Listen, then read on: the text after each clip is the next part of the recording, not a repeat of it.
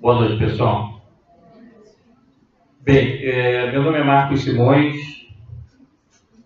sou psicólogo organizacional com mais de 25 anos de experiência. Me formei pela Universidade Gama Filho, e isso é uma honra, né?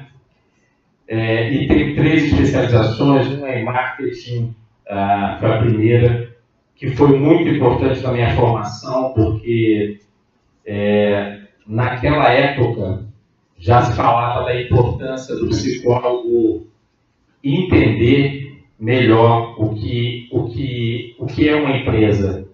E essa formação foi extremamente importante para mim. Na época eu trabalhava com merchandising, né? Eu trabalhava com marketing, não é? E que me ajudou também bastante a entender uma das dimensões mais importantes nas empresas, que é a relação dos colaboradores com seus clientes. Isso faz parte da psicologia organizacional, não é? Depois eu fiz uma especialização pela PUC, o IAG Master, que é a gestão de pessoas, administração de recursos humanos, que também foi uma formação importante, e finalmente fiz uma especialização em legislação trabalhista. Eu tenho 3 livros publicados, não é? Comecei, quando eu era estudante, fiz 3 anos de estágio, ok? Numa época que não existia internet. Hoje todo mundo reclama de estágio, que não consegue, etc. Mas hoje é um verdadeiro filezinho. Existem muitas oportunidades, né? E é disso que eu vou falar hoje aqui.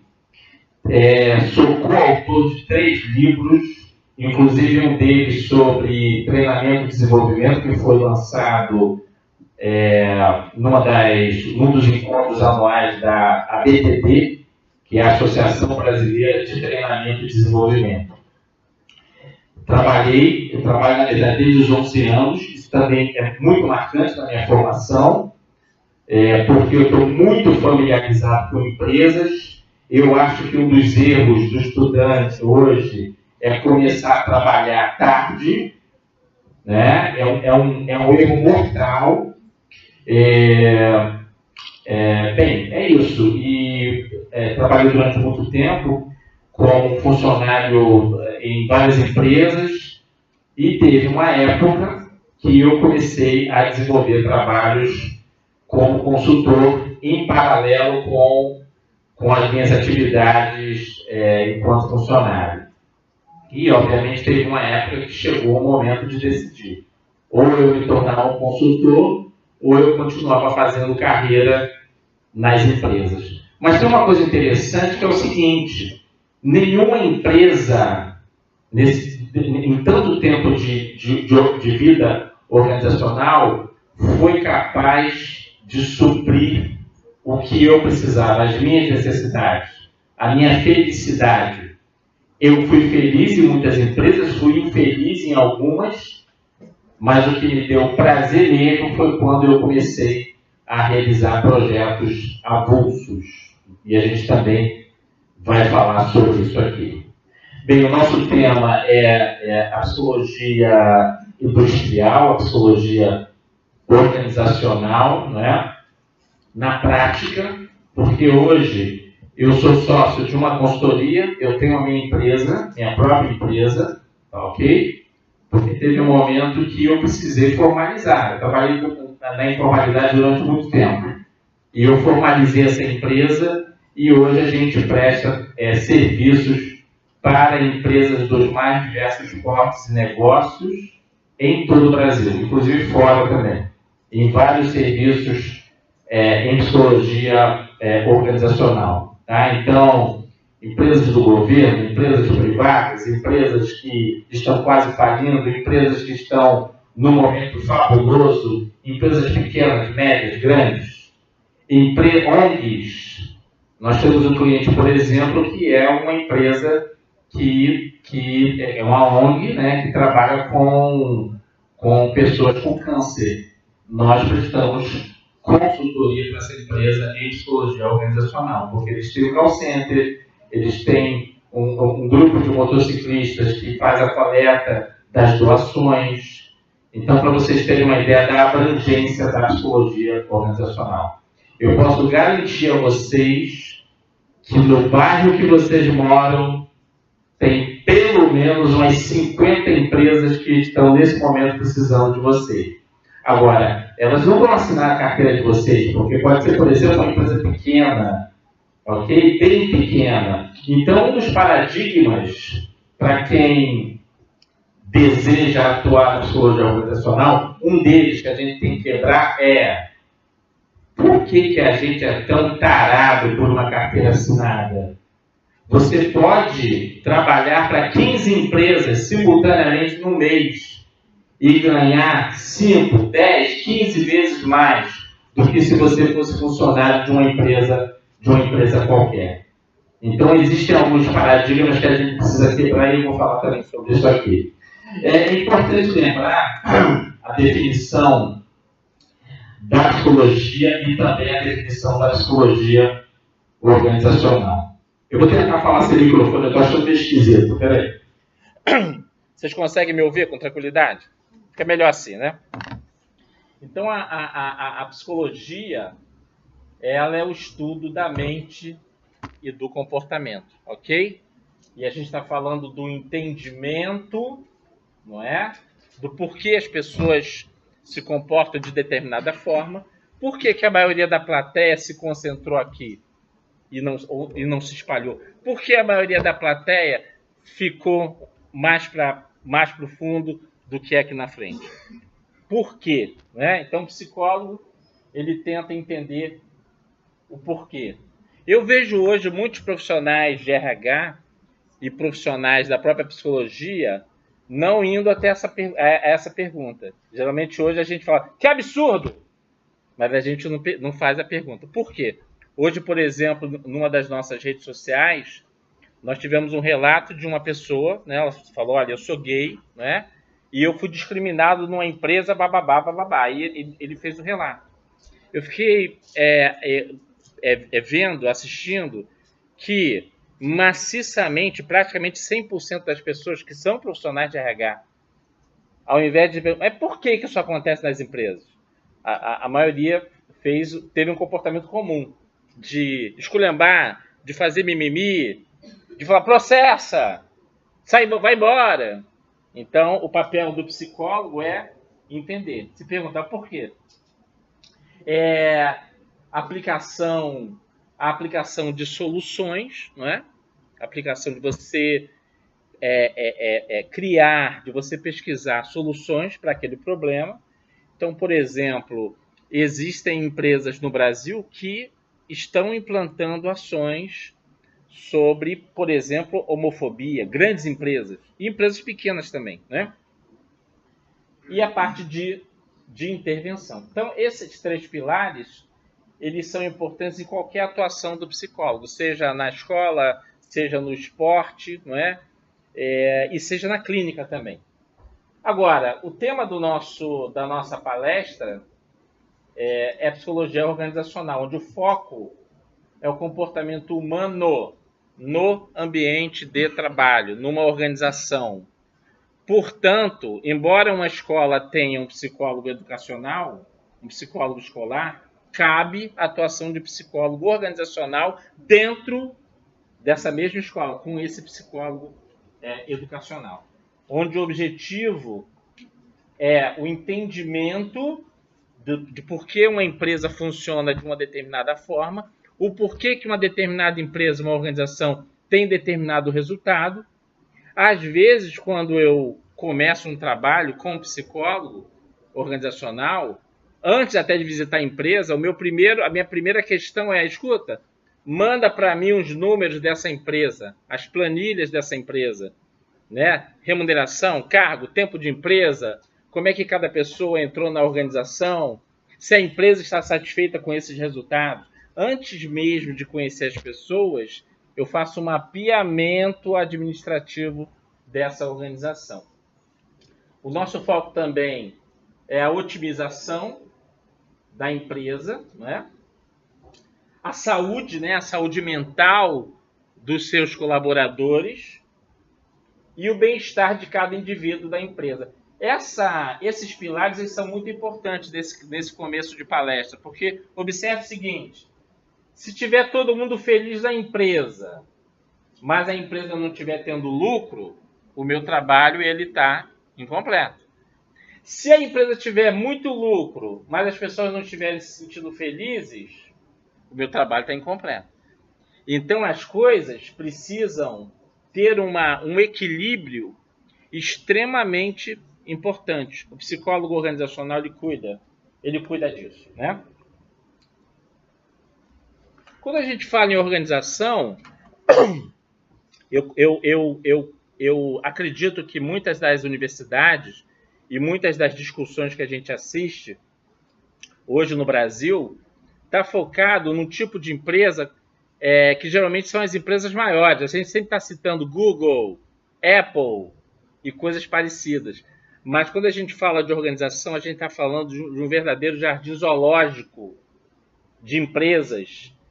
A Apple, o Google não são exemplos interessantes, mas você tem um caminhão de empresas totalmente desconhecidas e que nenhum psicólogo organizacional pisou lá.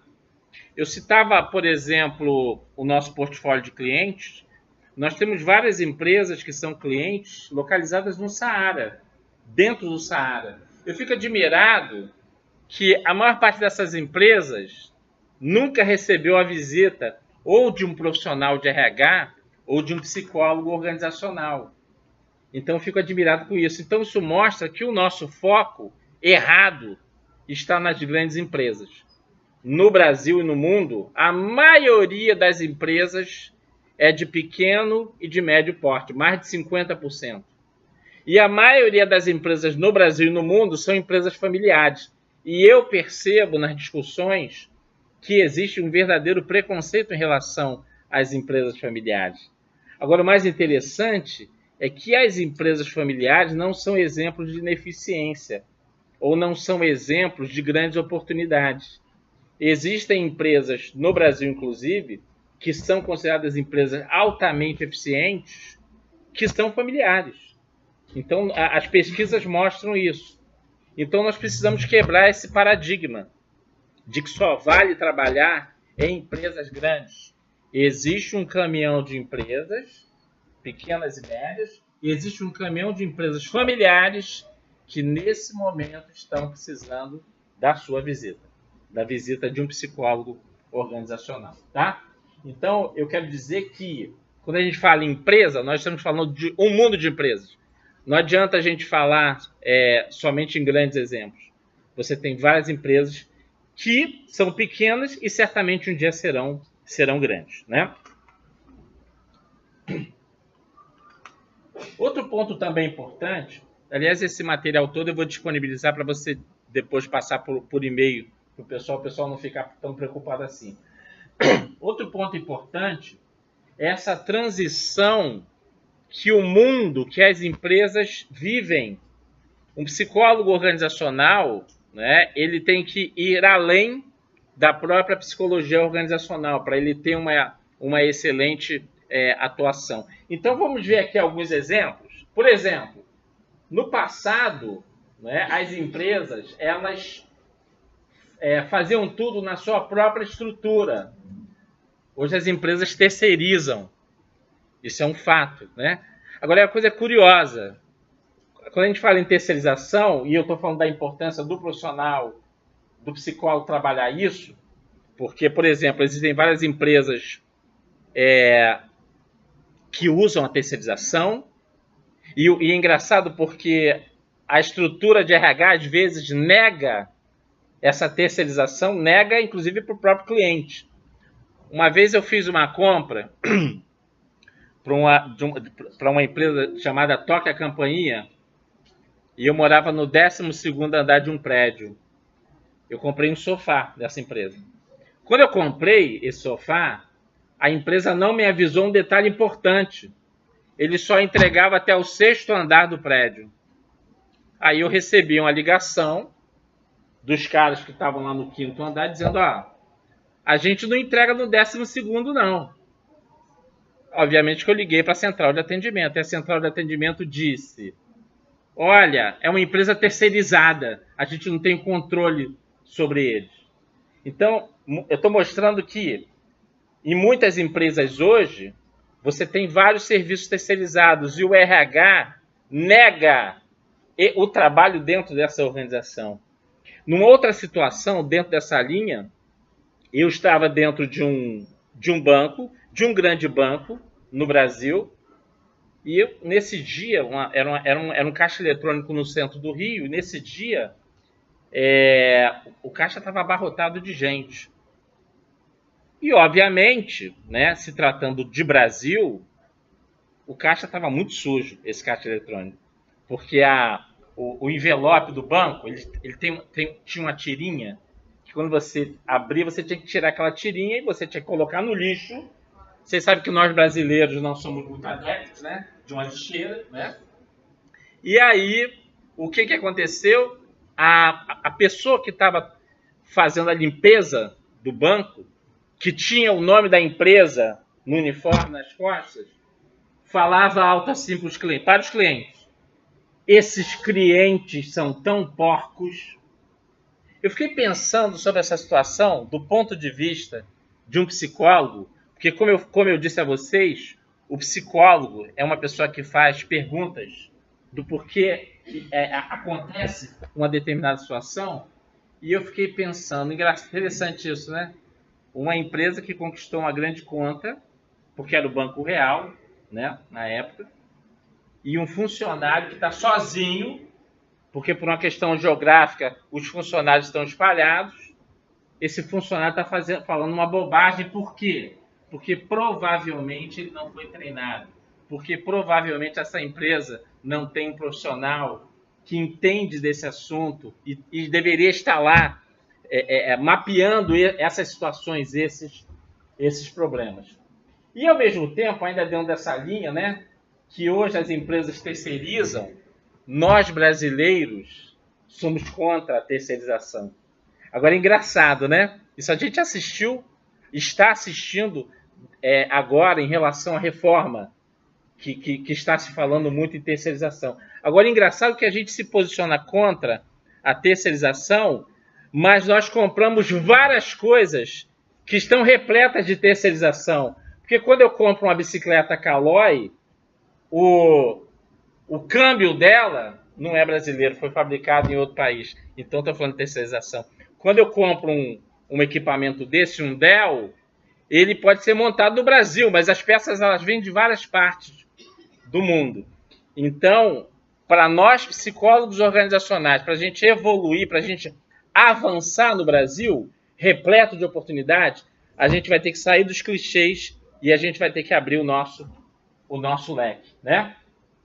Um outro exemplo é que as empresas no passado, elas melhoravam por si mesmas. Elas não estavam abertas a outras organizações, e hoje a gente melhora fazendo o chamado benchmark, que é a capacidade de você observar a concorrência e copiar a concorrência, ou você buscar um exemplo comportamental em empresas que não são do seu segmento para você implantar na sua empresa. Então, estou dando aqui apenas alguns exemplos para mostrar que as empresas estão em transição e os psicólogos organizacionais, eles estão sendo engolidos. Porque se a gente não entender o momento em que as empresas vivem, nós não seremos capazes, entender e ter curiosidade, né? Nós não seremos capazes de dar as soluções que as empresas precisam. Vou dar um exemplo para a gente finalizar essa questão dessa transição que a gente vive. Muitas empresas no mundo, inclusive no Brasil hoje, elas estão robotizando, por exemplo, o seu atendimento. A NET é um exemplo. Você fala com um robô e, pasme, o robô ele dá um atendimento 15, 20 vezes melhor do que um humano. Porque acontece uma coisa interessante. Quando eu entro num Carrefour hoje, uma máquina diz: seja bem-vindo ao Carrefour, muito boa noite. Mas qual a possibilidade de eu receber uma boa noite de uma pessoa quando eu entro num estacionamento de um grande supermercado? Quase nada. Agora, o curioso é que o ser humano prefere o atendimento humano. Mas alguém deixou de fazer a lição de casa para fazer com que essas pessoas valorizassem esse momento. Então, hoje nós temos, por exemplo, psicólogos organizacionais trabalhando na área de marketing para naturalizar as abordagens dos robôs para atender humanos. Isso é triste, isso é ruim, mas isso aí é consequência de um trabalho mal feito na gestão de pessoas. Tá certo? É isso, então, tá aqui vários exemplos. Isso aqui eu extraí do livro do Porter, né? Sobre marketing. É interessantíssimo esse quadro, ok? E temos outros, né? Temos o Uber, por exemplo. Vim de Uber, não é? Que é uma empresa que eu não sei como, misteriosamente, burlou todas as regras de todos os países e substituíram os táxis e fizeram com que os táxis melhorassem o seu atendimento, o seu serviço, né? E a uberização de funções, a uberização do mundo do trabalho é uma realidade. Como nos Estados Unidos, que você contrata uma babá, uma faxineira através de um aplicativo. Então, isso já é uma grande revolução no mundo do trabalho. Ou a uberização da psicologia clínica, porque o coach é o quê mesmo? O coach é a uberização da psicologia, onde a psicologia misteriosamente não está reagindo, né? Os psicólogos clínicos deveriam reagir mais, né? Então, são fenômenos que a gente tem que pensar melhor, tá? O nosso trabalho como psicólogos organizacionais, além dos que eu listei, é trabalhar em cima do esforço individual. Ou seja, o que faz o ser humano dar tudo de si? O que faz o ser humano reunir energia extra para realizar uma meta? Recentemente eu vi um amigo que chegou do trabalho cansado e a empresa ligou para ele. Escuta, você precisa voltar para cá, cara, coisa e tal. Ele falou, não, estou cansado, não posso dar uma desculpa lá e não foi. E aí eu pensei, comparei esse mesmo comportamento dele numa outra situação. Chegou em casa cansado, né? E os amigos dele falaram assim, olha, tem um churrascão aqui, rapaz, em Niterói. E aí ele estava, mesmo situação, ele estava cansado, mas a energia dele veio, não, claro que eu tenho que ir. Estou cansado, mas eu preciso ir a esse churrasco. Então, o que movimenta o esforço das pessoas, né?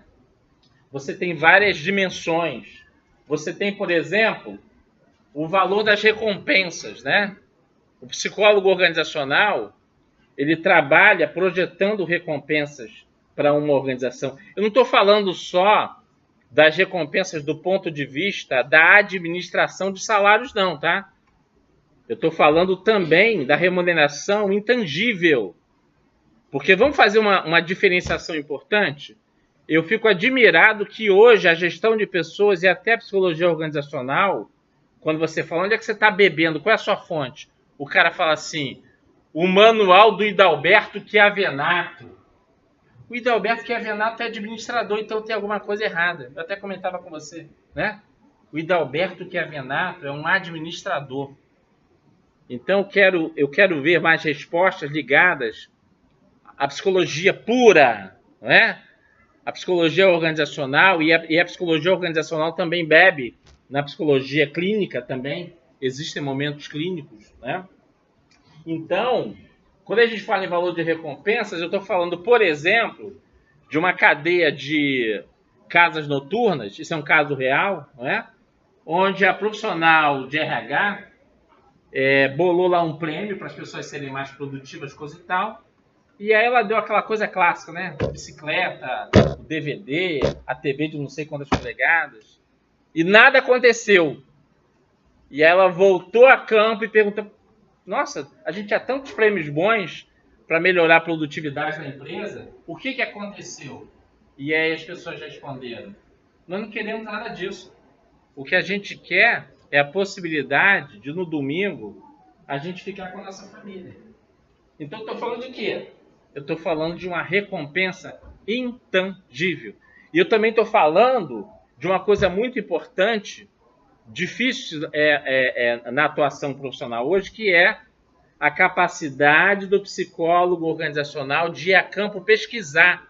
Não se faz psicologia organizacional atrás de uma mesa no ar-condicionado. A psicologia organizacional ela é feita em campo.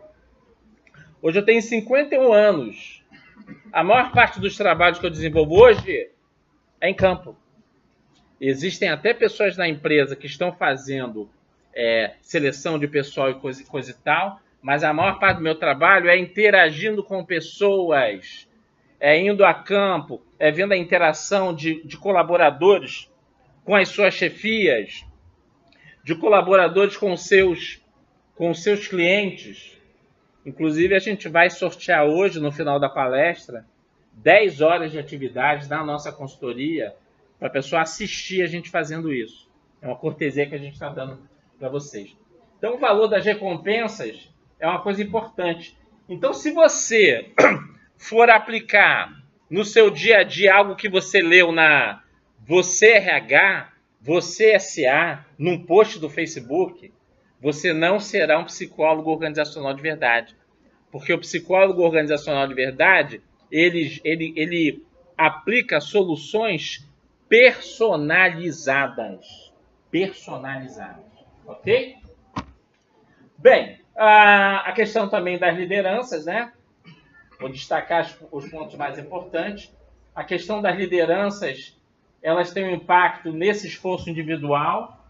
E aqui nós temos um problema, porque é raro eu observar nas discussões que eu participo de estudantes e profissionais de RH falando com propriedade sobre isso aqui. Porque quando acontece alguma coisa ruim em relação às lideranças, o comportamento normal é esculhambar os líderes, falar que os caras não gostam do trabalho dos gestores de RH. É como se fosse um arqui-inimigo. Agora, interessante é que dentro das empresas, é aquela tal lei do Murphy, né? As pessoas com maior poder de decisão são as pessoas, geralmente, que a gente mais odeia. Vocês já notaram isso?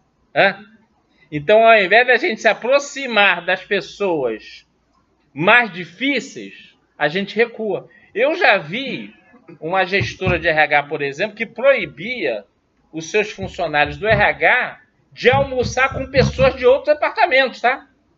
Ela deveria estimular o contrário. Não almoça comigo, vocês têm que se espalhar. Vai fazer o contrário. Então, são sinais muito ruins que só atrasam o trabalho. Então, na verdade, a confiança, o status da psicologia dentro das empresas não é algo dado, é algo a ser conquistado.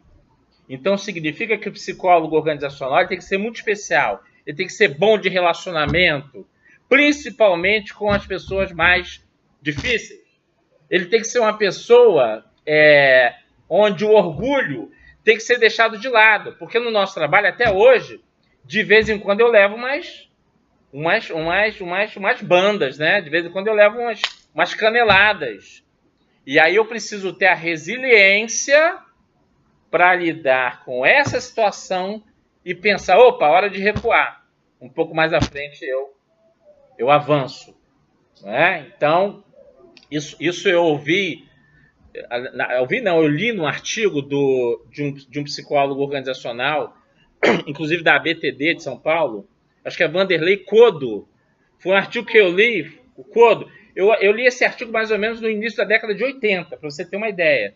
Onde o título do artigo era O Lobo da Psicologia, que ele respondia às críticas. Porque o psicólogo organizacional, na seara da psicologia, na tribo, é meio que um traidor, né? É um capitalista, não é? Então ele dizia, olha, é muito fácil falar mal das empresas de fora.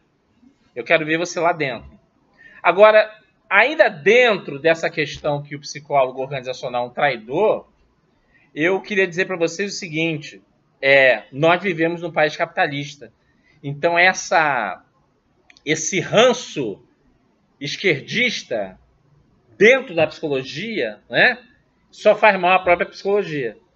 Porque no final da história, eu conheço muitos psicólogos clínicos que trabalharam durante muito tempo na psicologia clínica e por falta de uma veia empreendedora, porque você tem que ser empreendedor, acabaram tentando depois entrar na psicologia organizacional. Então, em qualquer atuação, você tem que ser um empreendedor, ok? Muito bem, então, liderança, a importância da psicologia é partir para cima, não adianta você só trabalhar a base, você tem que trabalhar também quem está na ponta da estrutura, e aí é necessário coragem, maturidade, resiliência, capacidade de comunicação, conhecimento do assunto, porque liderança é um campo estudado pela psicologia organizacional. Se você pegar lá um livro do Edgar Schein, por exemplo, que eu acho que quem trabalha com a psicologia organizacional obrigatoriamente tem que conhecer esse autor, você vai ver lá que tem capítulos, é um campo de estudo. Ou livros sobre comportamento organizacional. Você tem lá um quadro só para liderança. Então, se você nunca estudou o assunto, se você nunca se dedicou ao assunto, como é que você vai trabalhar esse assunto? Não vai trabalhar. Você vai ficar no clichê, você vai ficar no superficial, ok? A percepção de que as recompensas dependem do esforço. Eu estou falando de meritocracia, né? O trabalho do psicólogo organizacional em vender o conceito de meritocracia dentro das empresas. Isso é um problema nas empresas familiares. Então, é necessário um conhecimento muito grande de negócios, de exemplos de outras organizações. Na verdade, na minha atuação, eu aprendo muito mais do que ensino, porque eu vivencio lá 3 anos de projeto numa empresa. Quando eu for para outra, é um outro marco já, inclusive com soluções dessas empresas. Então, eu, na verdade, vou transferindo know-how, eu vou democratizando esse know-how, ok? Muito bem, então, basicamente é isso, eu só estou dando uma pincelada dos pontos mais importantes, o que influencia o desempenho, né? E, obviamente, aqui entra um ponto muito importante, que são as relações informais, que são as relações que vão além dos cargos. Então, nessas visitas que eu faço às empresas, no desenvolvimento desses projetos, às vezes eu preciso descobrir coisas que pelos meios formais eu não conseguiria. Então, vou dar um exemplo. Nós fizemos um trabalho para uma rede de materiais de construção, também voltada para tirar a empresa da falência, aumentar vendas, aumentar a remuneração das pessoas, aumentar os resultados. Então, nós fizemos no primeiro mês um mega treinamento, interagimos com todas as pessoas, fizemos um mega diagnóstico, e a empresa não se movimentou, não teve resultado. E aí nós tivemos que voltar a campo. Na volta a campo, nós decidimos visitar a empresa onde tinha um cara. Toda empresa, vocês sabem que toda empresa tem aquele cara que fala demais, não tem? O cara que tem a língua grande. Eu adoro essas pessoas, né? Tem empresa que não gosta. Mas eu ensino às empresas que esses caras são os caras que falam o que todo mundo tem medo de falar, né? E aí eu decidi ir na fonte. Eu falei, não, é lá que eu vou descobrir. Aí visitei uma das empresas que ficava em Jacarepaguá. E aí cheguei lá, cara, pintaram aqui a loja, ficou tão bonita, né? E aí fui chegando de mansinho e falei assim, escuta, o que aconteceu? Não teve resultado, plano, coisa e tal? Aí o cara, ele começa a se embuchar e ele fala assim, se eu contar para você, você promete que você não vai dizer que foi eu que disse? Eu falei, claro, papo de fofoqueiro, né? Então a gente também tem que ser meio que fofoqueiro. E ele me revelou, olha, esse trabalho já foi feito há 1 ano atrás, a gente bateu a meta e a empresa não pagou. Ou seja, história, vivências passadas. A história da empresa. Eu preciso bancar meio que o arqueólogo e desenterrar o passado da empresa. O que aconteceu nessa empresa no passado? E aí eu fiquei irado, porque na psicologia organizacional também tem muita emoção. Eu costumo dizer que na psicologia organizacional tem muito mais Shakespeare do que Avenatti, para vocês terem uma ideia, né? E aí eu voltei até a empresa, falei, estou indo para aí que a gente precisa conversar, reuni lá os 3 sócios e falei, olha, assim vocês não querem que essa empresa saia do buraco. E eles começaram a brigar, se xingaram, eram 3 irmãos, né? Obviamente que veio aquele balãozinho, tipo, o que eu estou fazendo aqui? Eu pensei nisso, né? Mas eu falei, eu tenho que fazer a minha missão. E aí, os caras decidiram pagar as pessoas. Eles pagaram. E, obviamente, que naquele mês, em 54 anos de vida, a empresa bateu o maior recorde de vendas da história dela. Em 54 anos de vida, né? Então, mostrando a importância, por exemplo, vocês estudaram a motivação, de um simples ato de você dar atenção às pessoas, conversar com elas, conversar com naturalidade, elas dizerem o que pensa para você e você ensinar a empresa, né, sobre democracia organizacional, porque esse é um conceito também importante, né? Então tá aí mais um exemplo. Nós também trabalhamos dentro desse escopo das forças, né? Das forças da situação. Então, por exemplo, nesse momento a gente vive um momento de crise. É uma situação, é uma pressão muito movimentada, muito influenciada pela percepção das pessoas. Então, numa empresa, a tendência é o cara justificar um resultado ruim porque nós estamos em crise. Não, nós estamos em crise, né? Então, já aconteceu da gente fazer vivências com empresas localizadas inclusive no Saara, onde as pessoas estavam justificando, olha, a gente não vende porque não tem cliente. A gente pode pegar aquele grupo de pessoas, levar para o centro do Saara e fazer, olha para aquele lado, olha para aquele lado. Formigueiro humano, né?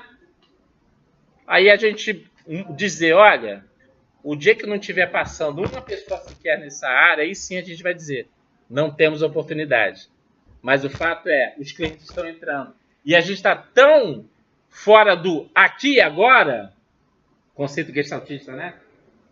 De que a gente está perdendo as oportunidades que já estão batendo a nossa porta. É como se você levasse as pessoas ao caminho da vitória. Se ajudasse as pessoas a alcançar o caminho da vitória, das suas metas, da meta organizacional e da conciliação dos interesses da empresa com os interesses das pessoas.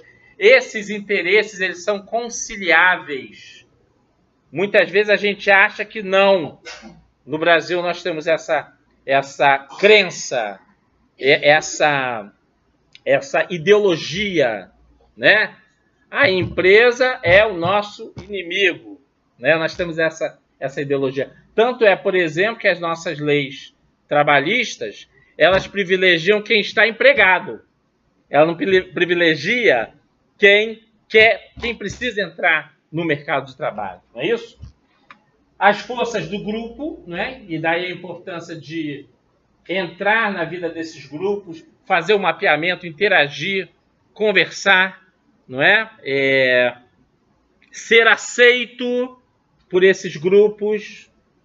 É muito bom, por exemplo, visitar empresas onde a gente não tem nem mais contrato e você chegar lá e as pessoas te abraçarem, né? Tô saudade, olha, eu tô aplicando isso. De você, 15 anos depois, a pessoa te encontrar e falar assim, olha, eu ouvi uma vez no seu treinamento que você falou isso. A pessoa repetir exatamente uma frase que você aplicou e a pessoa dizer, olha, eu cresci profissionalmente e o seu trabalho tem uma influência nesse desenvolvimento, né? E finalmente as forças do líder, né? Que foi aquilo que eu falei no slide anterior, de trabalhar nossas lideranças, não é? De conviver com crenças que às vezes você não concorda. Se você é um psicólogo clínico e um cliente fala assim para você, eu sou racista, eu odeio negros, o que você vai fazer? Você vai expulsar ele do consultório? Ou você vai trabalhar isso? Psicólogo organizacional não é diferente.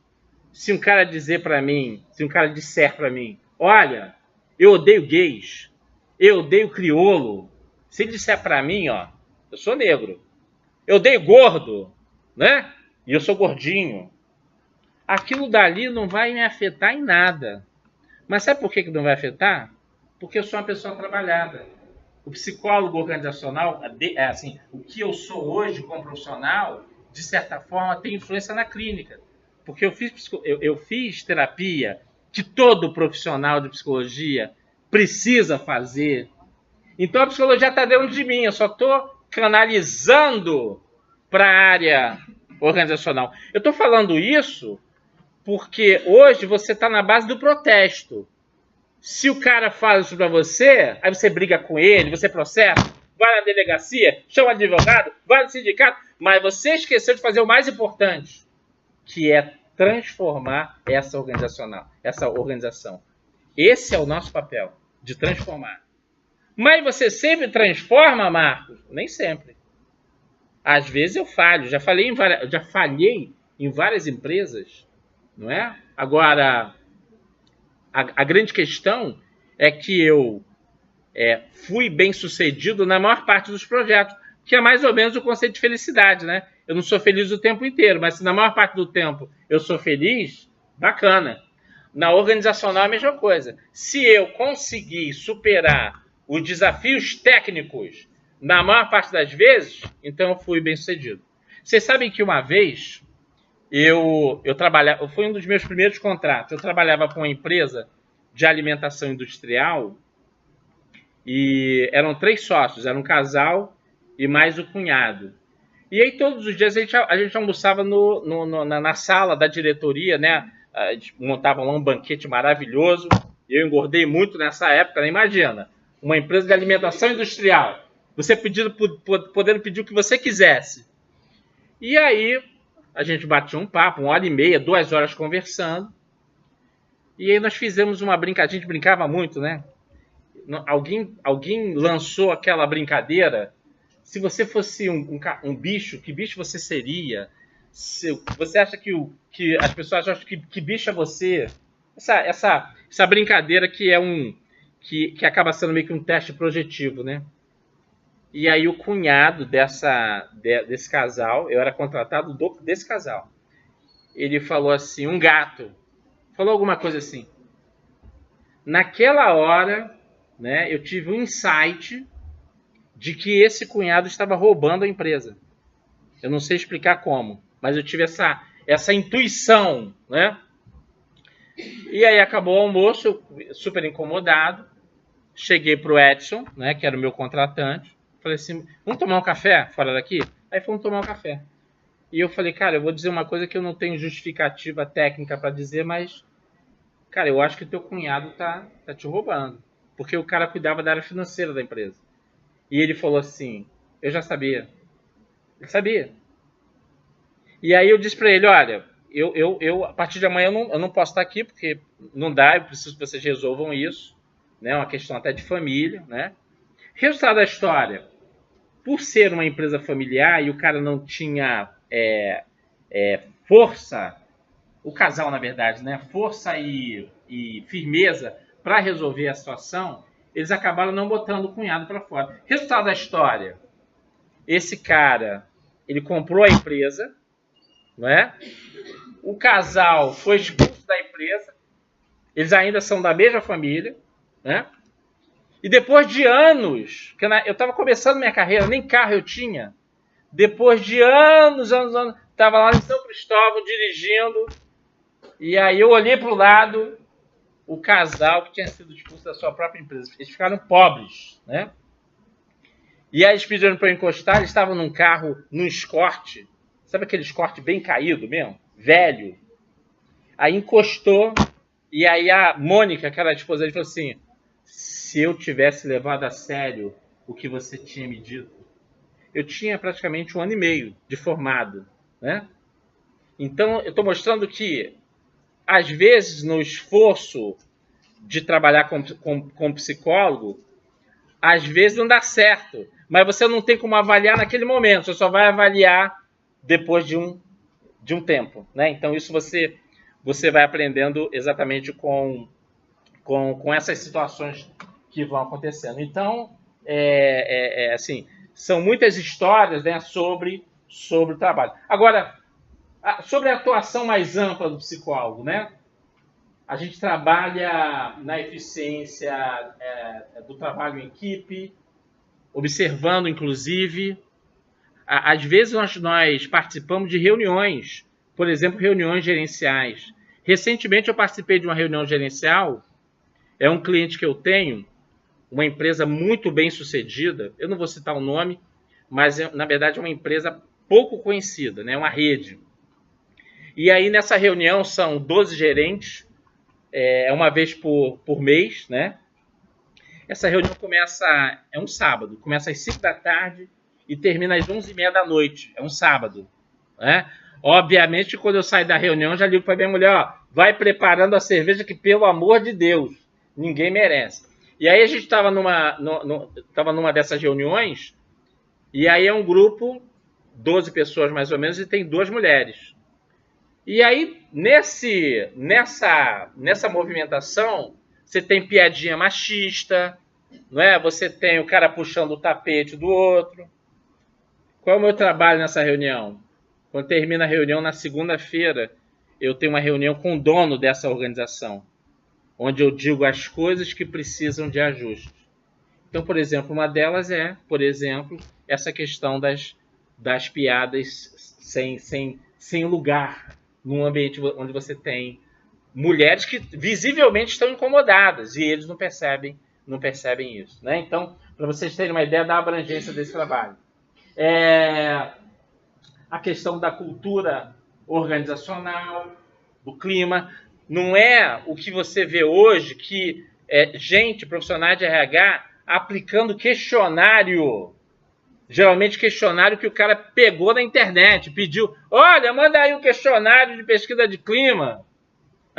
Tudo errado, né? Mas de você estudar esse clima para você determinar, escolher quais são as perguntas que precisam entrar e o mais importante, fazer a intervenção, negociar internamente a intervenção. O que a empresa precisa fazer, não é, para melhorar esse clima? Serviço ao consumidor, isso aqui é muito esquecido, né? Em muitas empresas onde eu trabalhei, eu tive a chance de trabalhar em muitas empresas início de carreira pequenas, eu falo assim, empresas com 250, 300, 400 funcionários, onde uma das primeiras decisões que eu fazia nessas empresas, nessas implantações do RH, era: eu quero que o telefone do serviço ao atendimento ao cliente seja na sala do RH. E até hoje isso acontece. Da gente mapear o que o cliente está falando sobre nós. Qual a sugestão que ele tem para dar? Quais são os detalhes dessas interações? Isso aqui, hoje, é perigosíssimo, porque se a empresa não tiver uma excelente comunicação com os seus clientes, fatalmente ela vai lá para um Reclame Aqui, ela vai fazer uma marcação no Google, e aí o cara, quando fizer a consulta, está lá a empresa como mal vista. Então, isso é muito ruim. Então, o psicólogo organizacional, ele trabalha a psicologia do consumidor, né? Nós tivemos a oportunidade de trabalhar, por exemplo, para o Carrefour, onde o nosso trabalho era... Nós temos lá o Carrefour que funciona de domingo a domingo, 24 horas. Então, as nossas equipes iam de manhã, uma pessoa diferente. À tarde, uma pessoa diferente. À noite, uma pessoa diferente. Eu pego o carrinho, entro no mercado, avalio todas as interações. Exemplo, eu estou lá num corredor gigantesco, perdido. Eu não estou falando eu estou perdido, mas o meu corpo está dizendo que eu estou perdido. Eu preciso ensinar as pessoas, aos colaboradores, a leitura corporal dessas interações, né? e aí alguém precisaria me abordar. Esse é o script comportamental da organização, que está em um conceito importante na psicologia do trabalho. Dentro da empresa, você exerce um papel, ok? E esse papel ele pode ser diferente do seu papel, por exemplo, quando você está em casa. Eu posso ser uma pessoa muito séria em casa, mas quando eu estou no papel organizacional, eu preciso esboçar, né, um sorriso. Isso faz parte desse papel, né? Então, nesse trabalho, a gente vai identificando onde é que estão os gaps. O cara que fingiu que não me viu, o cara que não me percebeu de fato, o cara que me apontou onde estava o produto, mas está errado. O conceito do Carrefour não é esse. O conceito do Carrefour é levar o cliente até onde o produto está, não é? E aí vai queimar as boas calorias, né? Porque um Carrefour é gigante, né? Agora, uma empresa como a Leroy Merlin, por exemplo, que eu tive que frequentar por conta de ter construído minha casa e tal, eu nunca vi um atendimento pior. É uma empresa multinacional, francesa. E aí eu pergunto, não tem um psicólogo organizacional? Porque a gente tem que implorar o funcionário para ele nos atender. Para a gente ir no setor, porque você vai comprar coisas ligadas à eletricidade. São materiais que você não conhece. Você tem que pedir um especialista para te encaminhar. E aí eles te ignoram. Aí eu pergunto, são empresas que o desempenho lá no final não é afetado? Quando alguém fala mal de um atendimento, e eu concordo, é muito... Eu detesto ir nesse tipo de empresa, detesto, né?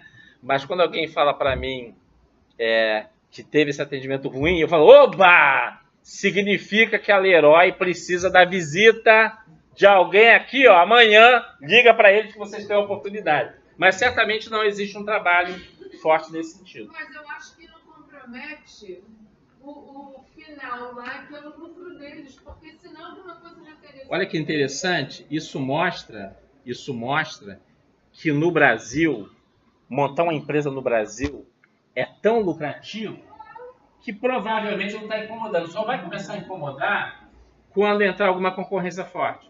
Quando entrar uma empresa, né, do segmento disposta a mexer com isso. Aí vai incomodar, mas por enquanto provavelmente não está incomodando. Pelo menos aparentemente, né? Ou pelo menos eles, de repente eles não estão visualizando isso. Ou de repente eles não estão visualizando que eles poderiam lucrar muito mais se eles trabalhassem esse aspecto. Mas dentro da nossa palestra eu acho que a Leroy Merlin deveria ser visitada por vocês amanhã. Dá uma ligada. Eles vão até, não vão entender nada. Caramba, já ligou 10 psicólogos aqui oferecendo serviço. Bem, nós temos também aquela atividade clássica, né? Recrutamento, seleção, falta a parte de gerenciamento de carreira ainda, né? A área de gestão de pessoas é uma área que eu costumo dizer que é um verdadeiro coração de mãe, né? Porque tecnólogos trabalham nela, administradores, assistentes sociais e até psicólogos. Como nós fazemos seleção na RH Fácil, tem uma coisa que me intriga nos últimos anos, é que na maior parte das vagas que nós anunciamos para RH, os psicólogos desapareceram. Nós temos um grupo numa rede social que é um dos principais grupos de divulgação de vagas do Brasil, no LinkedIn e no Facebook. A maior parte das vagas que nós anunciamos nos últimos 5 anos não teve a presença de psicólogos. Então tem alguma coisa esquisita acontecendo. Ou os psicólogos abandonaram a área de RH ou estão procurando no lugar errado, né? Porque não existe nenhuma outra carreira melhor para recrutar gente com acessibilidade característica de psicólogos, de estudantes, né? Não existe carreira melhor para você fazer essa escolha, senão a psicologia, né? as ações afirmativas, isso também é importante. Então não é só selecionar, mas você abrir o leque da empresa, por exemplo, eu tenho até um exemplo bastante interessante. Eu trabalhei numa empresa de logística, foi o meu segundo emprego, né? E não existia a lei de cotas, por exemplo, mas eu recrutei ex-presidiários, eu recrutei gente aposentada que tinha mais de 60 anos, eu recrutei gente com deficiência física. Mas como, Marcos? Eu não procurei. As pessoas bateram a porta da empresa, entraram no processo seletivo e foram escolhidas. Inclusive, quando eu recrutei, por exemplo, na época, esse presidiário, ex-presidiário, depois ele queria me agradecer. E eu disse para ele o seguinte: olha, você não tem que me agradecer, você conquistou essa vaga por mérito seu, né? E todas essas pessoas, como eu geralmente sempre procurei estar próximo à liderança, à cabeça da empresa, eu nunca fui medroso. As pessoas, elas são medrosas hoje. Elas têm um respeito exagerado por determinados cargos. Eu ia até a cúpula da empresa e dizia: olha, tem um cara aí que eu gostei, né? Ele é ex-presidiário, gostei muito desse cara. E eu estou recrutando, não é porque ele é ex-presidiário, não. Não estou com peninha dele, não. Que é um cara bom. Aí esses caras... Mas você acha que vai dar certo, Marcos? Você bota a mão no fogo? Bota a mão no fogo. Mentira, né? Como é que você muda? Mas arriscava, né?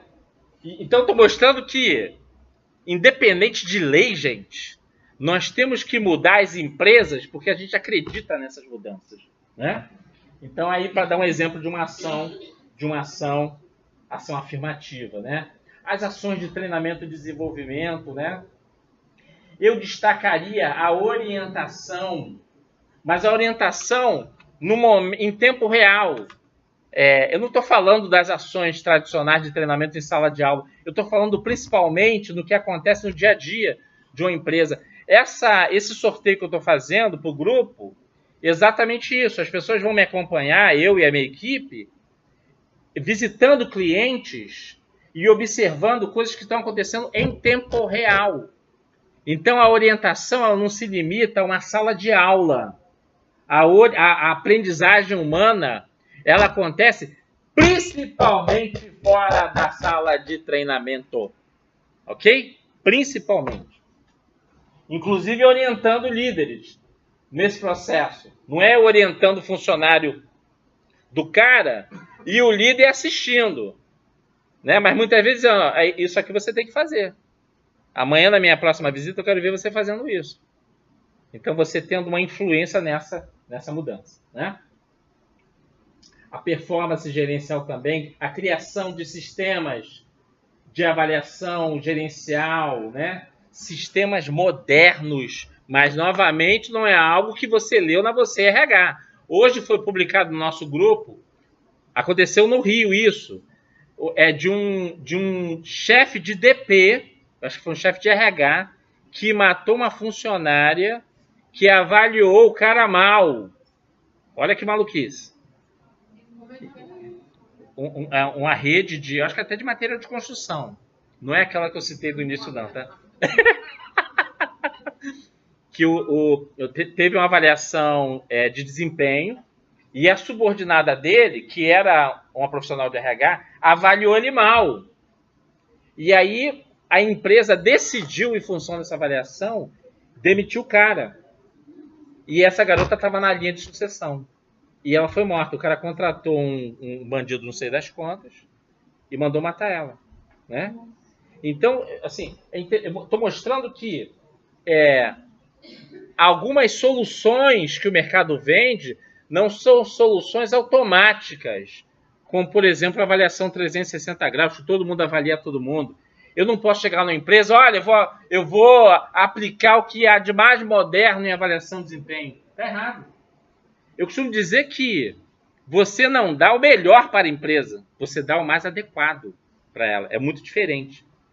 Porque, especificamente sobre sistemas de avaliação gerencial, eu preciso diagnosticar o que a empresa precisa. Porque a empresa precisa ter uma certa maturidade, né, para absorver uma determinada ferramenta. Né? Então, eu acho que essa notícia ela trouxe essa reflexão. Né? Muito bem. A saúde no ambiente de trabalho, né? Questão da ergonomia, do conforto, não é isso? Da segurança. Olha, nós temos casos, por exemplo, de empresas de petróleo e também de navegação. Você sabe que o cara fica embarcado 2 semanas, né? Um tempo grande. E antes dele ir para o embarque, muitas empresas elas promovem uma sessão de orientações, de treinamentos. Quase sempre não existe nada comportamental nesse conteúdo, nessas orientações.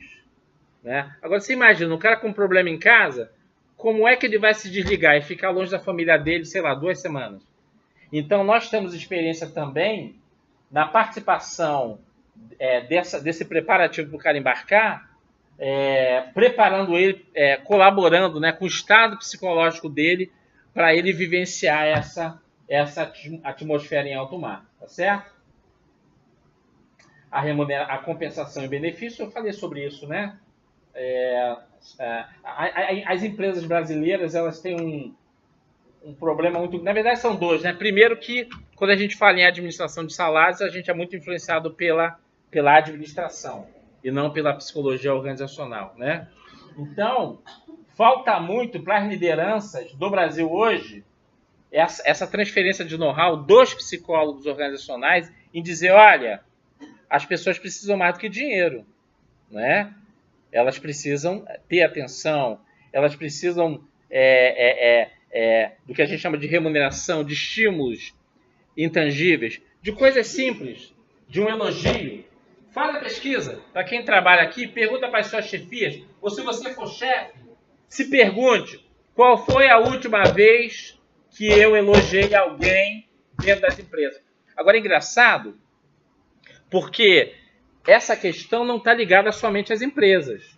Está ligada à nossa cultura brasileira. Porque tem uma frasezinha maldita que a gente diz, se elogiar, estraga. Não é a frase que a gente diz? Né?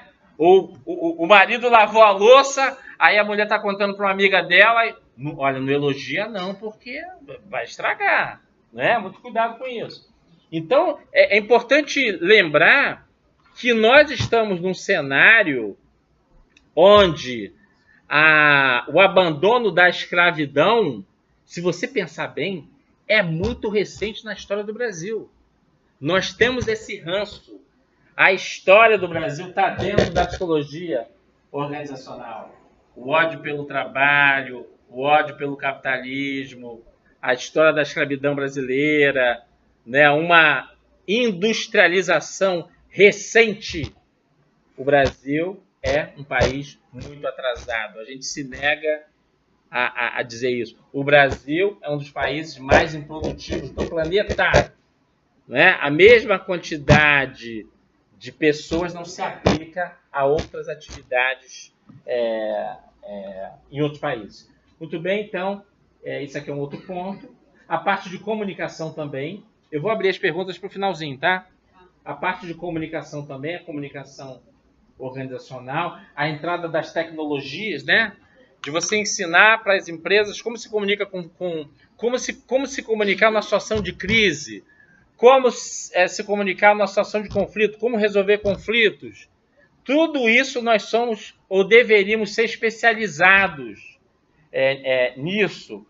E as tecnologias estão chegando aí. Por exemplo, o WhatsApp é uma ferramenta fabulosa nas empresas. Muitas vezes, como a gente tem vários clientes no Brasil inteiro, muitas vezes as entrevistas de desligamento são via WhatsApp. E o melhor, o conteúdo não é algo... Quando eu tabulo o resultado das entrevistas de desligamento e eu sou o veículo da comunicação, tem um impacto. Mas quando eu chego para um diretor, para um líder, e falo assim, Escuta o que o cara falou da nossa empresa. Escuta aqui. Aí o impacto, ele é 50 vezes mais, né? Ou a aproximação de departamentos, né? Porque naturalmente numa empresa, não importa o número de funcionários, você tem um afastamento de departamentos. O WhatsApp também ele integra. Recentemente nós descobrimos em nossos treinamentos que uma determinada força de vendas não tinha contato com o seu comprador. Olha que coisa louca. Não é o vendedor que está lá no chão de fábrica que sabe o que está faltando na empresa, mas o cara de compras, ele está lá no departamentozinho dele lá e não visita o ponto de venda. Então nós criamos um grupo de WhatsApp, aquilo ali borbulhando. Sabe aquele caderno de faltas do passado? Que opa, caderno de faltas. Isso não existe mais. Porque na hora, bota lá no WhatsApp do grupo e diz o que está faltando. Então, é a velocidade das coisas, né? A mudança gerencial, né? O nosso papel nas fusões e aquisições. A sua empresa ou foi comprada, ou está sendo comprada, ou será comprada. Qual é o papel do RH nesse momento? Não é? E para fechar, que eu acho muito interessante esse assunto, eu acho que até é um assunto relativamente novo, que é a cidadania organizacional. O bullying nas empresas, por exemplo. O cara que ninguém sabe o nome dele, só sabe o apelido. Por exemplo, bigode, cabeça e coisas do tipo. A violência organizacional, não é? O assédio moral. Hoje você tem, por exemplo, empresas... Isso já é uma prática fora do Brasil comum, né? Que você tem canais de comunicação internos como se fosse um disque denúncia interno. Então, eu sou mulher e estou sendo assediada pelo meu chefe. Eu vou lá, nesse canal 24 horas, né?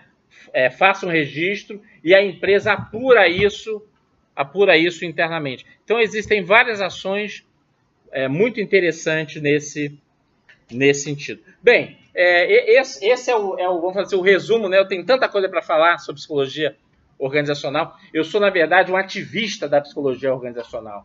Não fala mal da psicologia organizacional que eu fico bravo e vou defender e vou trocar, porque eu quero que a psicologia organizacional no Brasil conquiste o seu verdadeiro status. E quando eu falo conquistar o verdadeiro status, estou dizendo para a gente se descolar da gestão de pessoas. Nós vamos além da gestão de pessoas. Gestão de pessoas, para mim, é processo. Eu estou falando da psicologia organizacional completa. Inclusive, eu trouxe até uma indicação que eu acho que é o melhor livro no planeta sobre psicologia organizacional, que é uma enciclopédia. Esse livro é caro pra cacete, deve ser uns R$600. São 2 livros. Né? Ele tem, inclusive, no Google Play, ele tem lá um pedacinho para você conhecer. Mas é o melhor livro do planeta. Continua lendo o Kevenato, mas se você quer realmente um livro, né, além de 500 outros livros que eu acho que fazem parte da minha formação, investe nisso aqui porque você vai estar fazendo um mega investimento. Ok? Agora eu queria abrir para perguntas, ok? Vamos lá? Perguntas? RH Fácil, consultoria. O nosso site é rhfacilconsultoria.com.br. Vale a pena você entrar lá. Quantos anos ela está no mercado? Olha, formalmente 15 anos. Mas antes de formalizar, porque o que aconteceu? Teve um determinado momento, como eu disse aqui, que eu era consultor e trabalhava para a empresa. Mas eu trabalhava sem tirar nota fiscal, coisa parecida. Né? O nome já existia. Mas quando os mega projetos começaram a surgir, eu fui obrigado a formalizar. E foi a melhor coisa que eu fiz. Porque senão não teria conquistado o mercado que a gente tem hoje. Entendeu? Perguntas? Hã? Ninguém tem perguntas? Ah, uma corajosa ali. Bacana.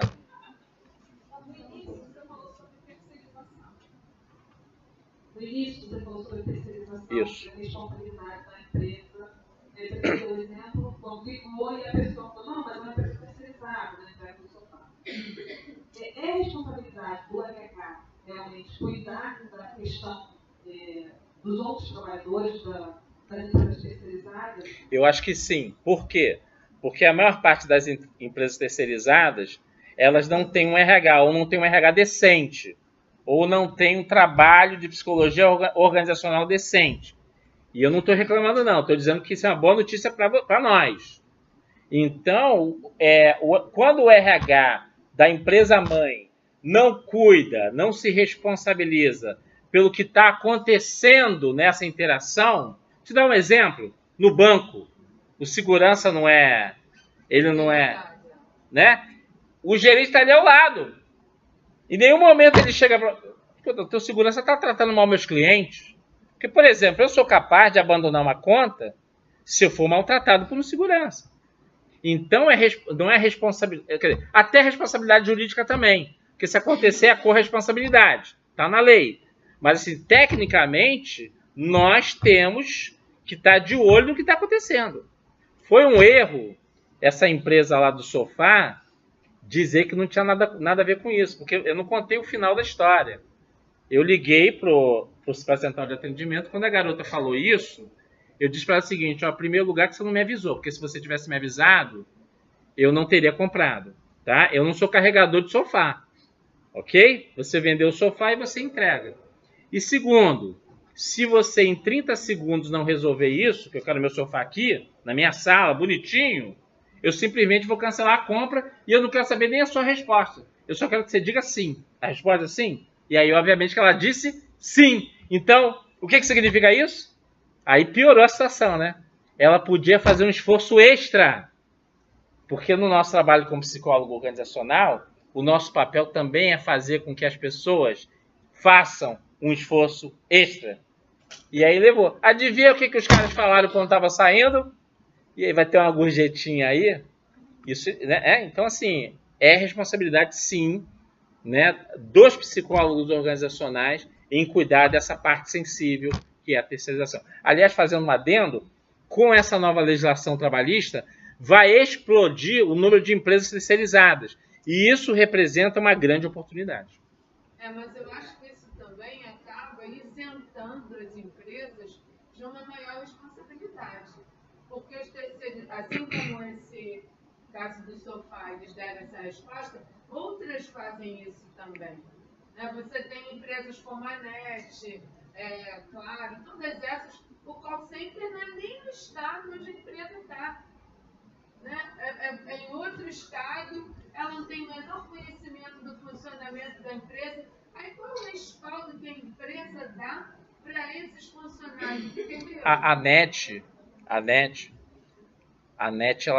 ela está avançando bastante na qualidade do seu atendimento, provavelmente em função de problemas que ela descobriu por aí, né? O que vai regular isso é a escolha do consumidor. Porque, por exemplo, eu várias vezes cancelei serviços de TV a cabo. A empresa podia ter o melhor pacote de canais do planeta. Para não me aborrecer, eu cancelava. E eu acho que cada vez mais o cliente está fazendo isso. Então, quem vai reforçar isso que a gente tanto busca é o cliente. Quando o cliente não aceita e ele diz não, né? E você tem um número muito grande de pessoas dizendo não para essa empresa, aí ela começa a se mexer. Então, a minha experiência mostra que somente mercados com muita competição, muitas escolhas para o cliente, né, são mercados que dão a oportunidade da gestão de pessoas fazer alguma coisa. Esse exemplo que você colocou da NET, é até recente essa minha opinião, eles têm mudado bastante, inclusive a parte de atendimento, entendeu? Eu sou cliente NET, né? Não, eu também. Eu sou cliente NET. Né? Mas assim, é recente. Eu posso dizer que de 3 semanas para cá. Um dia desse eu liguei para a NET, fui tão bem atendido que eu falei assim, pelo amor, olha, estou embabacado com essa mudança. Porque um atendimento tão ruim, mas tão ruim, né? Estava abaixo da crítica. E hoje eu acho que eles estão se movimentando. Até porque é importante lembrar que a gente vive uma situação de crise até certo ponto. E quantas pessoas cancelaram a sua TV por assinatura nesse período? Então, acho que talvez esse início de mudança esteja ligado ligado a isso. Eu estou dando exemplo da NET, mas assim, o que eu vejo é que a terceirização, ela de alguma maneira não protege o funcionário, entendeu? Eu acho que o funcionário fica descoberto. A empresa mãe contrata e se isenta. Você vê uma empresa de consumo, né? A Light, por exemplo. Ela não tem a menor preocupação em melhorar nada. Você vai se esgoelar, você vai gritar, você já fiz e acontecer. Mas é porque ela não... Mas ela é uma empresa que... Mas ela não tem concorrência. Quem é a concorrente dela? Se você não quiser mais a Light na sua casa, quem é que isso? Entendeu? Eu não quero mais a Light, então tá. Não tem opção. Você está entendendo o que eu estou dizendo? É exatamente isso que eu estou te colocando. Eu estou te colocando que a concorrência no segmento é que faz as empresas mudarem. Se não tiver concorrência, a tendência é a gente ter muito problema. Não, mas essa empresa de consumo não tem como ter concorrência. Light, por exemplo, eu não sei como funciona em outros países, né? Mas eu acho que nós poderíamos ter opções, como na verdade já existe um sistema sendo testado, por exemplo, nos Estados Unidos, que você tem independência para gerar sua própria energia. Então a tendência, na verdade, é essa empresa a médio prazo não existe mais. Essa é a tendência. Entendeu? Tomara. Opa! Tá inspirada, né? É isso aí, vamos lá. Eu estava perguntando sobre a terceirização e tinha mais uma pergunta. Você falou que tem responsabilidade quanto ao atendimento, ao treinamento desse profissional terceirizado. Mas até onde vai a responsabilidade do RH, do psicólogo, com esse profissional? Com relação, por exemplo, à documentação. Porque você até citou com relação a processos. Há processos trabalhistas para as duas empresas. E até onde vai a responsabilidade do RH com essa empresa, com esse funcionário? Pela legislação? Total. Se você contrata uma empresa terceirizada, você tem que ficar no cangote da empresa e auditar e acompanhar, porque você pode entrar no problema. Entendeu? Faz parte do problema. Ou você faz parte da solução, faz parte do problema. Obrigada. Perguntas? Eu quero perguntas, gente. Eu vim aqui para ouvir perguntas. Eu gostaria de você dar dicas para gente que quer entrar nessa área. Dicas. Aqui a maior parte já está no final de período, né? Né? Então você, por exemplo, nunca fez estágio.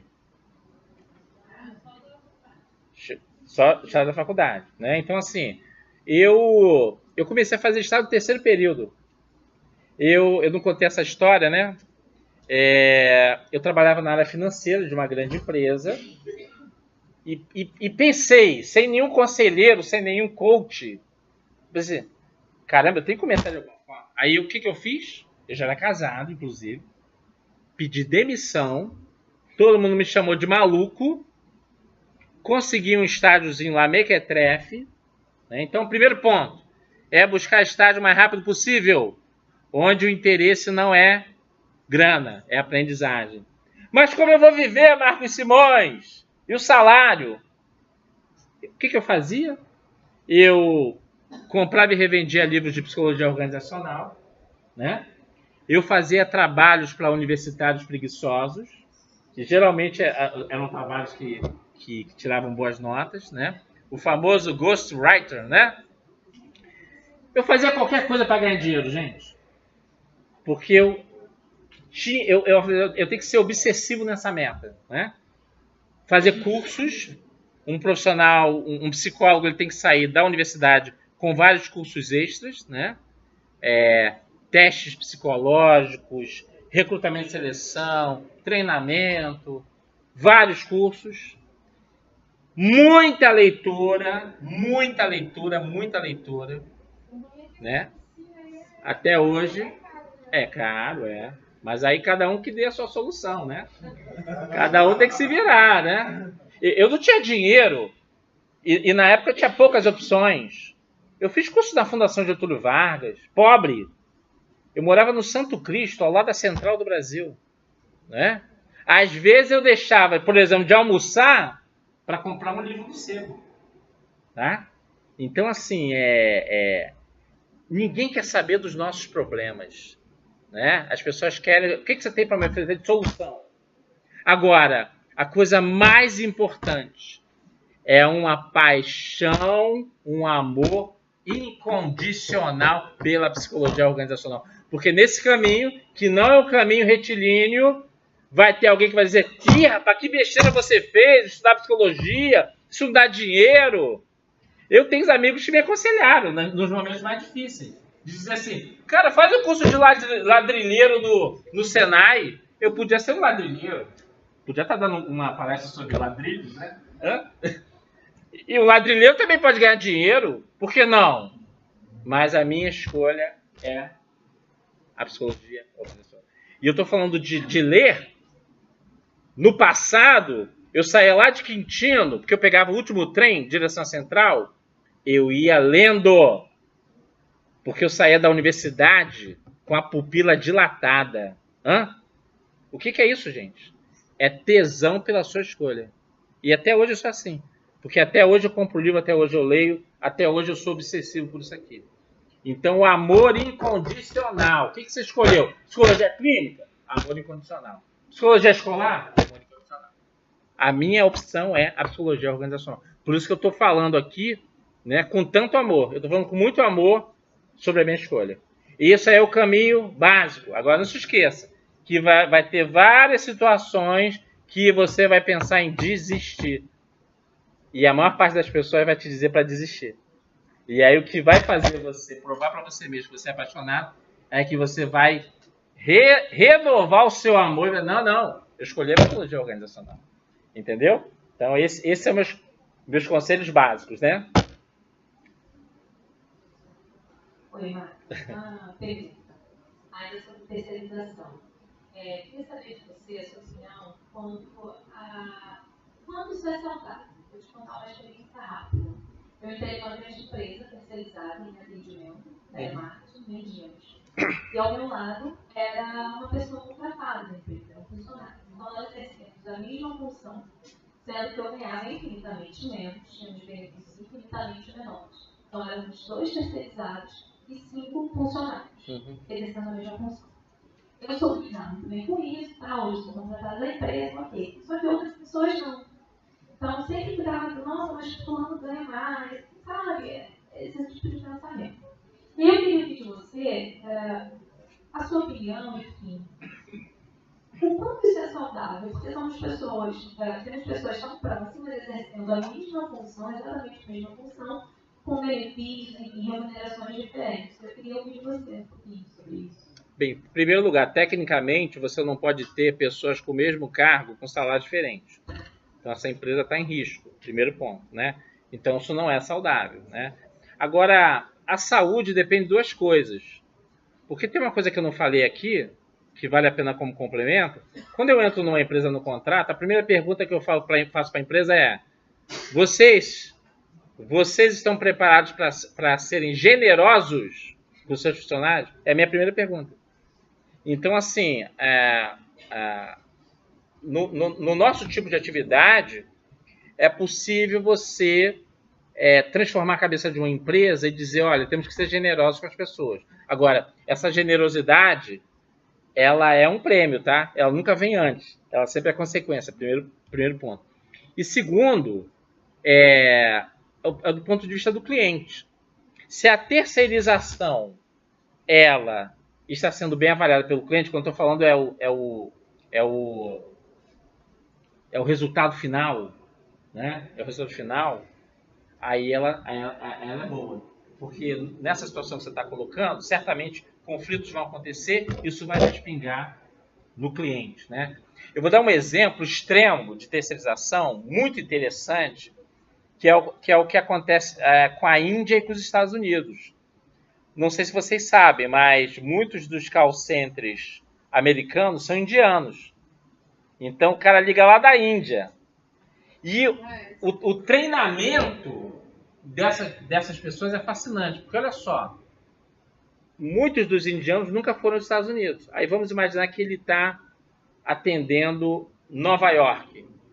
Os psicólogos, eles treinam essas pessoas para ter o sotaque nova-iorquino para saber geograficamente o que é Nova York. Então, muitos dos americanos que são atendidos por indianos, eles nem sabem. Você citou um exemplo muito interessante, e vocês podem observar, quando você liga para cancelar uma Oi da vida, ou uma Velox, quando você está no extremo de cancelar, vocês já notaram que a pessoa que o último nível é uma pessoa do Nordeste? Vocês já perceberam isso? Sabe por quê? Porque no Nordeste eles são mais tranquilos e mais calmos que nós, porque o carioca até bem pouco tempo era tão leve, mas a gente ficou tão pesado. Então a mesma lógica, entendeu? Para relaxar e complementar isso aí, uma vez eu estava na Grajaú Jacarepaguá, eu não sei para onde que eu estava indo, e aí, na hora que eu estava passando no meio da Grajaú Jacarepaguá, um grupo de pessoas estava fechando a via, né? Nunca tinha acontecido isso comigo. Aí eu liguei o farol bem alto e fui buzinando e fui fazendo um maior estardalhaço e passei. Quando eu passei, eu liguei para o 190. Eu falei, ó, tá acontecendo isso aqui na Grajaú Jacarepaguá, não sei o quê. A mulher falou assim, onde é que fica a Grajaú Jacarepaguá? Você pode me dar um ponto de referência? Ou seja, é um call center terceirizado da Polícia Militar, que não sabe nada do Rio de Janeiro. Porque se você fala para o carioca, Grajaú Jacarepaguá, é óbvio, né? E o pior, porque isso atrapalha o atendimento, né? Se você já conhece, ah, tá, ok, estão mandando a viatura e tudo mais. Entendeu a história, então? Se eu vejo uma situação como essa, se eu mapeio, a minha responsabilidade é transformar essa empresa e mostrar que eles estão em risco financeiro e em risco humano, porque você vai ter um conflito ali, tá certo?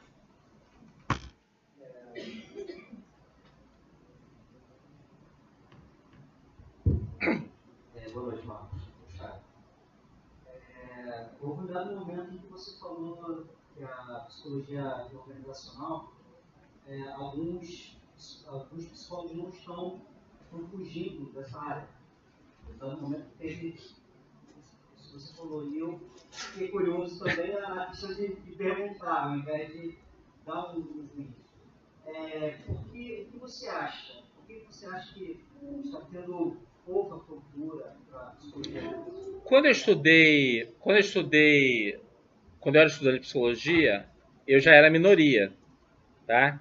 Eu já era minoria, né? De forma clássica, a maior parte das universidades, né, prioriza a área clínica. Eu não sei se hoje você tem várias opções de cadeiras, coisas e tal. Quando eu estudei na Gama Filho, eu lembro que as pessoas diziam, olha, a Gama Filho tem muitas cadeiras na psicologia organizacional. Eu acho que a pessoa, quando entra na psicologia, minha filha, eu tenho uma filha de 21 anos e deseja fazer psicologia, inclusive eu convidei ela para vir aqui, ela, né, não está nem aí, porque o negócio dela é área clínica, é o fascínio pela psicologia clínica. Então você tem essa influência. Então eu acho que falta mais informação, falta mais divulgação. O próprio conselho deveria falar mais da psicologia organizacional para a sociedade. Você não vê aquele adesivo da OAB? Não assine, não sei o quê, não coma pão francês, sem falar com o advogado? Não tem esse adesivo?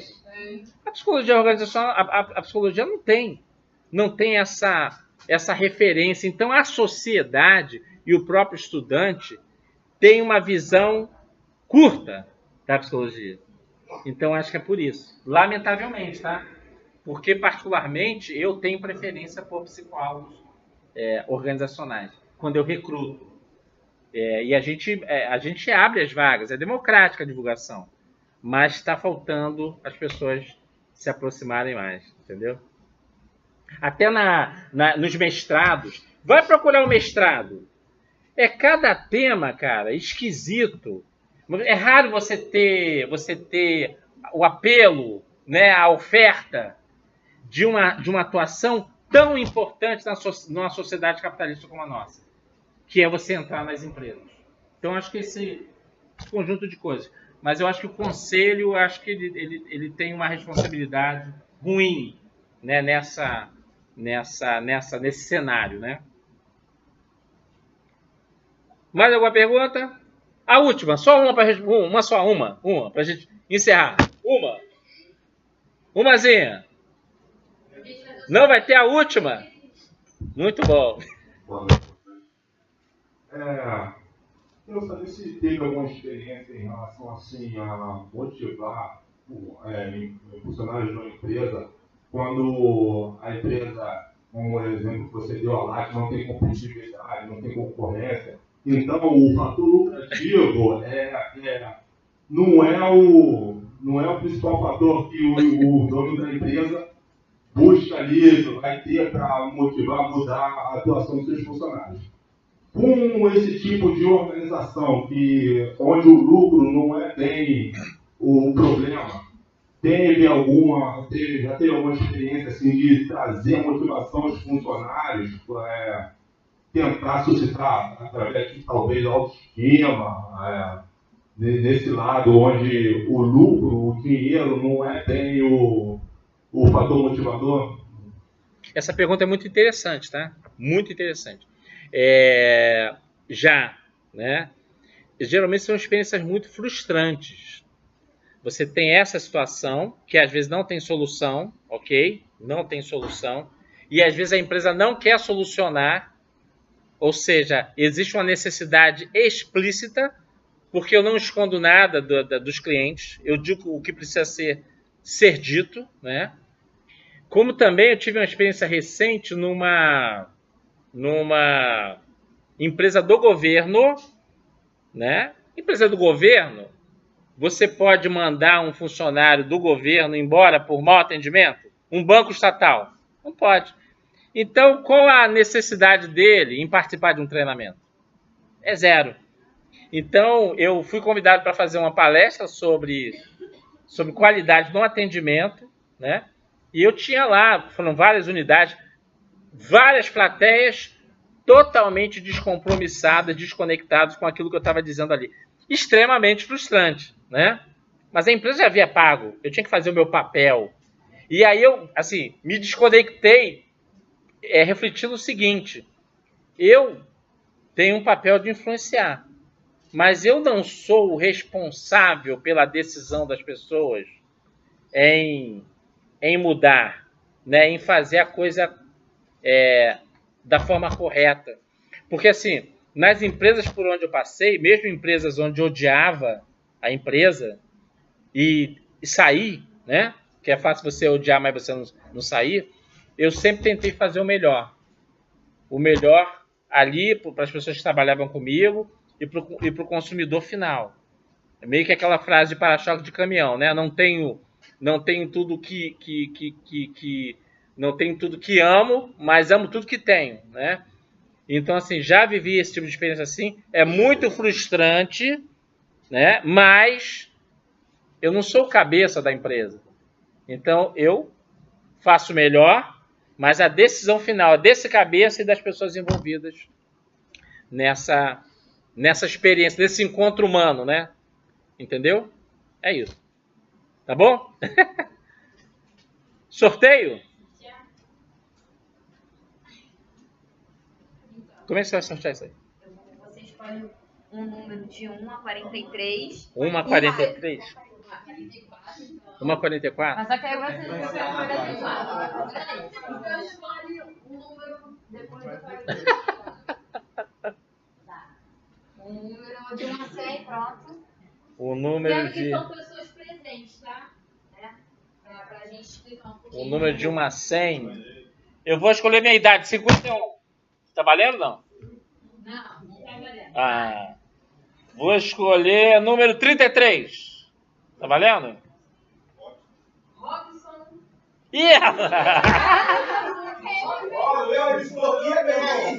É o cara! Sortudo! É isso aí!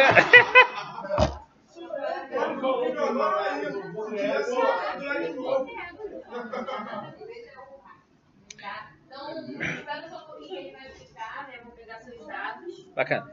Bem, gente, eu quero agradecer a participação de vocês, o convite. Quando vocês precisarem, me chamem. É sempre um prazer estar falando sobre esse assunto, né? Quem estiver buscando oportunidades de estágio, de até emprego, faz contato com a gente lá pelo nosso site, não é?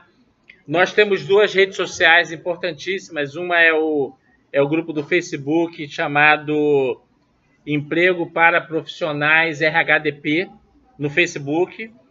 E no LinkedIn tem um grupo chamado RH Oficial. Lá a gente publica as vagas diariamente, damos dicas de empregabilidade. Então são grupos muito importantes, mas muito importantes para a entrada no mercado, né? Para a continuidade no mercado. No LinkedIn, RH Oficial, no Facebook, Emprego para Profissionais RHDP. Bacana? Obrigado, gente!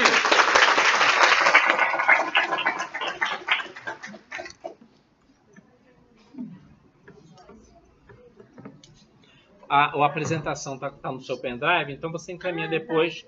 A apresentação ela vai mandar para vocês, tá? Essa apresentação aqui, tá? Opa, obrigado. Até presentinho eu ganhei, pô. Obrigado, hein? Muito obrigado. Sucesso.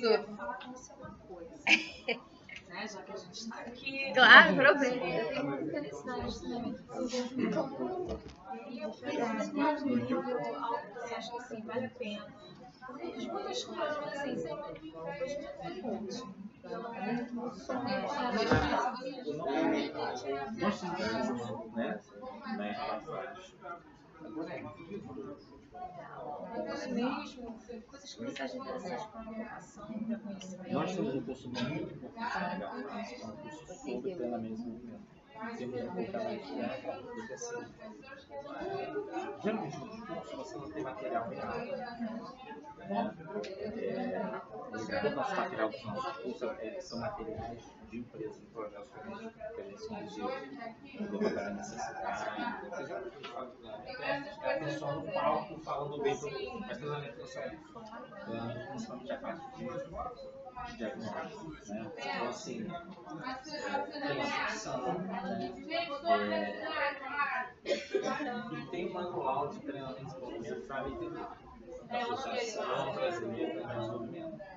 Mas assim, se você puder, eu acho que vale a pena a presencial. Sendo rico. Mas se for de salário, vai Sendo rico. Na possibilidade de forma bom. E assim, por exemplo, formação pela STH, ele tem diferenças diárias. Então, se eu tiver uma agenda em algum cliente, você participa. Que é uma proposta exclusiva no Brasil, não existe. Os que você levada para participar. Assim, é muito próximo de onde eu trabalho. Tem um curso lá à noite, só sábado, tem a programação do sábado, se você quiser ligar. Aí então, vai levar bem atento, principalmente na parte de RH. Você tem a resposta. Tá bom? Funcionou? Os cursos da PNS, você falou que era de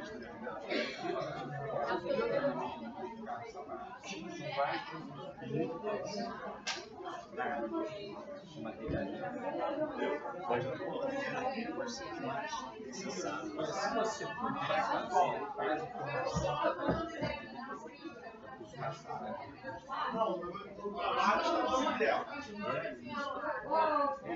E aí você pode fazer o seu. Mas não você conhece.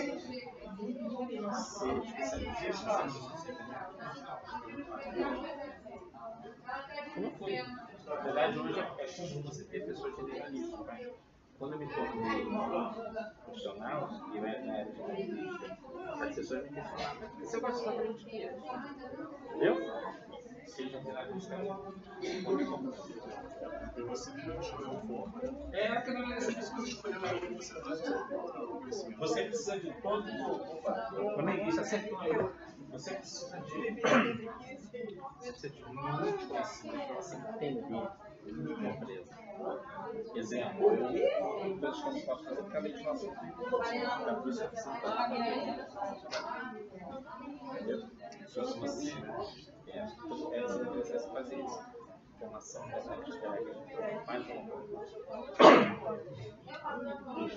Talvez se pode no cartão ou a aí se você puder investir isso, aí você pode fazer outra coisa, você pode até ligar e aproveitar. Mas o ideal seria de extensão, de extensão, né? São cursos livres, são cursos muito importantes.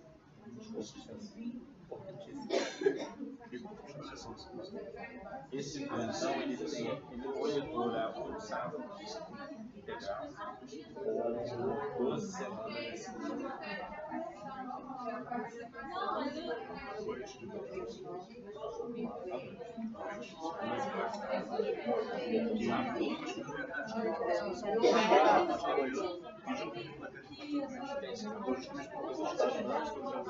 Você não gostava de estudar o ideal é estudar é difícil a graduação Onde eu passei, geralmente é horário muito 6 horas, né? 6 horas. Opa, vamos tirar.